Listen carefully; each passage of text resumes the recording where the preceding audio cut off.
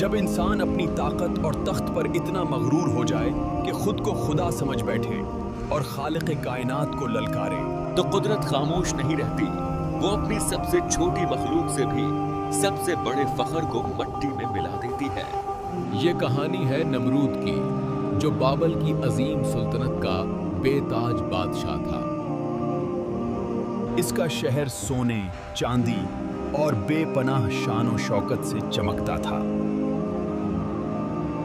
جب وہ اپنے تخت پر بیٹھتا تو ہزاروں غلام، فوجی سالار اور وزیر اس کے سامنے سجدے میں گر جاتے تھے۔ میں خدا ہوں، زندگی میں دیتا ہوں اور موت بھی میں ہی لیتا ہوں۔ ایک دن نمرود کے دربار میں اس کا سب سے بڑا نجومی آزر حاضر ہوا۔ اے بادشاہ، میں نے دیکھا ہے کہ جلد ہی ایک مرد پیدا ہوگا جو آپ کے دین کو باطل کر دے گا۔ میں حکم دیتا ہوں کہ جاؤ، سب لوگوں کو بتا دو کہ میری سلطنت میں کوئی مرد اپنی عورت کے قریب نہ جائے۔ مگر اللہ کا فیصلہ اٹل تھا۔ اسی دوران حضرت ابراہیم علیہ السلام کی والدہ حاملہ ہوئیں۔ حمل کو چھپانا ناممکن ہوتا جا رہا تھا، اس لیے جب ولادت کا وقت قریب آیا تو وہ ایک غار میں چلی گئی۔ وہیں رب کے حکم سے نبی کی ولادت ہوئی۔ ماں نے کلیجے پر پتھر رکھ کر ننھے ابراہیم کو ایک کپڑے میں لپیٹ کر وہیں چھوڑ دیا۔ غار کا منہ ایک بھاری پتھر سے بند کیا اور خاموشی سے واپس روانہ ہوئی تاکہ کسی کو معلوم نہ ہو۔ غار کے اس سناٹے میں اللہ نے ننھے ابراہیم کے لیے ان کے انگوٹھے سے دودھ جاری کر دیا۔ وہ 13 سال تک اسی غار میں رہے۔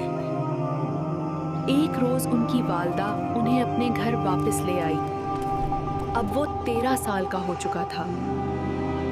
جب آزر گھر آیا اور اس نے ابراہیم کو دیکھا تو پوچھا، یہ کون ہے جو اس سلطنت میں زندہ بچ گیا؟ یہ کون ہے اور کیسے بچ گیا؟ حالانکہ بادشاہ نمرود نے تو سخت نگرانی کا حکم دیا ہوا تھا۔ یہ تیرا ہی لڑکا ہے جو 13 سال پہلے غار میں پیدا ہوا تھا۔ افسوس ہے تجھ پر، اگر بادشاہ کو پتا چلا تو میری کیا عزت باقی رہے گی۔ علماء کے درمیان اختلاف ہے کہ آزر حضرت ابراہیم علیہ السلام کے والد تھے یا چچا تھے یا نانا۔ آزر پریشان تھا، سمجھ نہیں پا رہا تھا کہ اس بچے کے ساتھ کیا کرے۔ مگر جب اس نے اپنے بچے کو دیکھا تو اس کے دل میں بے اختیار محبت بھر گئی۔ آزر نمرود کا وزیر اور با اختیار شخص تھا۔ نمرود کوئی بھی کام آزر سے پوچھے بغیر نہیں کرتا تھا۔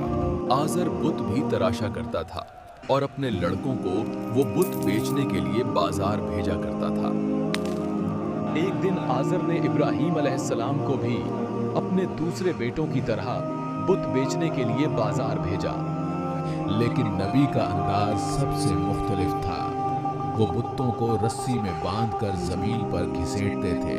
کون خریدار ہے اس چیز کا جو نہ نقصان دیتی ہے اور نہ فائدہ؟ یوں لوگوں کو معلوم ہو گیا کہ یہ نوجوان بتوں کو نہیں مانتا۔ پھر ایک دن عید کا موقع آیا۔ نمرود اور تمام اہل شہر عبادت گاہ کی طرف روانہ ہوئے، اور حضرت ابراہیم علیہ السلام کو بت خانے کی نگرانی ذمہ لگا دی گئی۔ یہ وہی لمحہ تھا جس کا نبی کو انتظار تھا۔ وہ ایک بہت بڑا کلہاڑا لے کر بت خانے میں داخل ہوئے اور ایک بڑے بت کے سوا سب کو ٹکڑے ٹکڑے کر دیا۔ پھر کلہاڑا اسی بڑے بت کے کندھے پر رکھ دیا۔ جب نمرود اور لوگ واپس آئے تو اپنے خداؤں کو اس حال میں دیکھ کر غصے سے پاگل ہو گئے۔ یہ کس کی حرکت ہے؟ بت خانے کا یہ حال کس نے کیا؟ وہ زندہ نہیں بچے گا۔ ہمیں یقین ہے کہ یہ ابراہیم کا کام ہے۔ وہ بتوں کو نہیں مانتا۔ تم نے ایسا کیوں کیا؟ کیا تجھے میرا ڈر بھی نہیں تھا؟ कुल्हाड़ा बड़े बुत के कंधे पर है। मुझे लगता है उसी ने छोटे बुतों को तोड़ा है। क्या तुम्हें मालूम नहीं कि ये बुत तो पत्थर के बने हैं? ये न बोल सकते हैं और न हरकत कर सकते हैं। तो फिर इस बड़े बुत से ये पूछो कि उसने बाकी बुतों को टूटने से बचाया क्यों नहीं? तुम पागल हो क्या? वो बुत देख नहीं सकते और ना एक दूसरे को टूटने से बचा सकते हैं। अब मुझे ये बताओ, जो बोल नहीं सकते, देख नहीं सकते, हिफाजत नहीं कर सकते, वो खुदा कैसे हो सकते हैं? ये जवाब नमरूद के गरूर पर ताज़ियाना था। वो गुमसम रह गया, समझ नहीं पा रहा था कि क्या जवाब दे। फिर नमरूद ने सिपाहियों को हुक्म दिया कि एक बहुत बड़ी आग जलाई जाए। फिर एक बहुत बड़ी आग जलाई गई, जिसकी शिद्दत मीलों दूर तक महसूस होती थी। अब मसला ये था कि इतनी बड़ी आग के करीब कैसे जाया जाए और इब्राहीम को आग में कैसे डाला जाए। एक मुंजनीक बनाओ, उसकी मदद से इब्राहीम को आग में डालो। अल्लाह ने आग को हुक्म दिया, ए आग, इब्राहीम पर ठंडी और सलामती वाली हो जा। जब नमरूद ने ये मंजर देखा तो उसकी आंखें फटी रह गईं। ए इब्राहीम, तुम्हें आग ने क्यों नहीं जलाया? ये सब कैसे हुआ? नबी ने फरमाया, ये मेरे परवरदिगार की कुदरत है, जिसके लिए कुछ भी मुश्किल नहीं। वक्त गुजरता गया, मगर नमरूद ने फिर भी अल्लाह पर ईमान न लाया, बल्कि खुद को खुदा समझता रहा। एक दिन नमरूद ने हजरत इब्राहीम अलैहिस्सलाम से पूछा, तुम्हारा खुदा कौन है? नबी ने फरमाया, मेरा रब वो है जो जिंदा करता है और मौत देता है। ए इब्राहीम, ये काम तो मैं भी कर सकता हूँ, फिर मुझे खुदा क्यों नहीं मानते? नमरूद का हुक्म है कि एक कैदी को मौत और दूसरे को आजाद किया जाए। ए इब्राहीम, देखा, मैंने एक को मार दिया और दूसरे को जिंदगी दे दी। नबी मुस्कुराकर जवाब देते हैं, अच्छा, मेरा रब तो सूरज को मशरक से निकालता है, अगर तुम खुदा हो तो मगरिब से निकाल कर दिखाओ। नमरूद ने कहा, अब मैं आसमान पर जाऊंगा और इब्राहीम के खुदा से लड़ूंगा।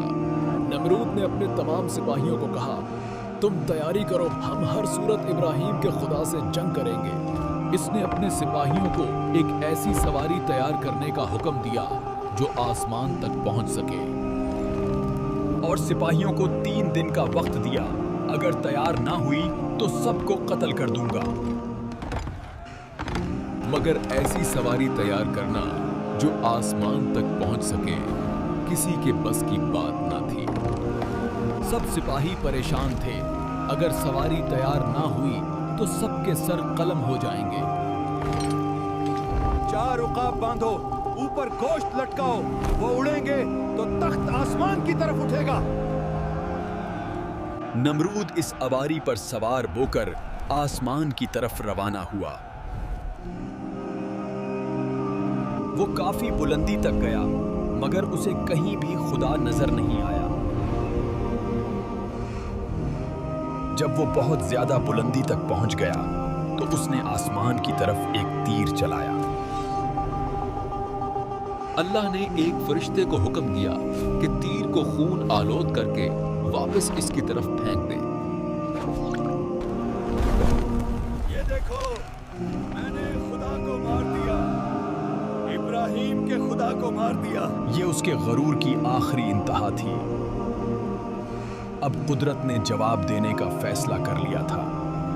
एक दिन जब नमरूद अपनी अजीमुश्शान फौज के साथ निकला तो अल्लाह ने उसके मुकाबले में इंसानों का नहीं बल्कि मच्छरों का एक लश्कर भेजा।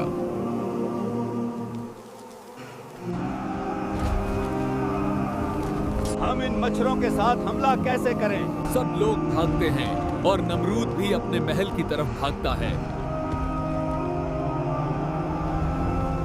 नमरूद महल में तो पहुंच गया, लेकिन एक मच्छर ने उसका पीछा नहीं छोड़ा। तुम्हें क्या हो गया? मेरा पीछा क्यों नहीं छोड़ रहे? और फिर अचानक वो मच्छर उसके नाक के सुराख से अंदर घुस गया। थोड़ी देर बाद उसे एक अजीब सा एहसास हुआ, जैसे किसी ने उसके सर के अंदर हथौड़ा मारा हो। मच्छर उसके दिमाग के अंदर गूंजता, फड़फड़ाता और हर लम्हा एक नई अजियत देता। नमरूद महल में दीवानावार भागता, दीवार से टकराता, फर्श पर गिरता। मेरे सर पर जूता मारो, जोर से मारो। और जब कोई जूते से उसके सर पर मारता तो नमरूद लम्हे भर को सुकून में आ जाता। लेकिन चंद लम्हों बाद वो अजियत दोबारा लौट आती। मच्छर फिर दिमाग में हरकत करता। दिन गुजरते गए। निमरूद की नींद, सुकून और गरूर सब मच्छर के एक वार से खत्म हो चुके थे। कभी सर्दी में नंगे पांव भागता, कभी फर्श पर तड़प कर चीखता। नमरूद अब अपनी सजा भुगत रहा था। सालों तक नमरूद इसी अजाब में मुब्तला रहा और उसका गुरूर खाक में मिल गया। एक दिन वो अपने ही हाथों से सर पेटते हुए गिर पड़ा। खद्दाम दौड़कर उसके करीब पहुंचे, मगर अब उसकी सांसें रुक चुकी थीं। वही नमरूद जो खुदा से लड़ना चाहता था, आज मट्टी में मिल गया। और यूं वो बादशाह जो खुद को खुदा कहता था, एक मच्छर के हाथों अंजाम को पहुंचा। ये अंजाम सिर्फ नमरूद का नहीं, बल्कि हर उस इंसान के लिए पैगाम है जो अपनी ताकत पर घमंड करता है। इससे ये साबित हुआ कि गुरूर को मिटाने के लिए कभी-कभी एक मच्छर ही काफी होता है।